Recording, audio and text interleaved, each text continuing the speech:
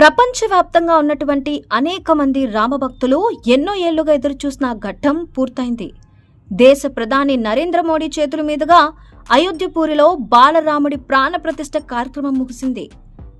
ఈ మహత్తర కార్యక్రమానికి దేశవ్యాప్తంగా ఉన్నటువంటి 7,000 మంది ప్రముఖులు హాజరయ్యారు. అంతేకాదు గతంలో ఏ కార్యక్రమానికి హాజరు కానంతగా భారీగా సాధువులు పాల్గొన్నారు. దాదాపు 3,000 మంది భద్రతా సిబ్బంది విధులు నిర్వహించగా 1,100 సీసీ కెమెరాలు ఏర్పాటు చేశారు. ఇదిలా ఉండగా ఆలయానికి వచ్చిన విరాళాలపై ఓ ఆసక్తికరమైన వార్త సోషల్ మీడియాలో వైరల్గా మారింది. దాదాపు 3,000 కోట్లకు పైగా ఆలయ నిర్మాణానికి విరాళాలు రాగా అందులో గుజరాత్లోని సూరత్కు చెందిన వజ్రాల వ్యాపారి దిలీప్ కుమార్ భారీగా కానుకలు సమర్పించినట్లు తెలుస్తోంది. 1 కాదు 2 కాదు ఏకంగా 101 కేజీల బంగారు ఆభరణాలు సమర్పించినట్లు సమాచారం.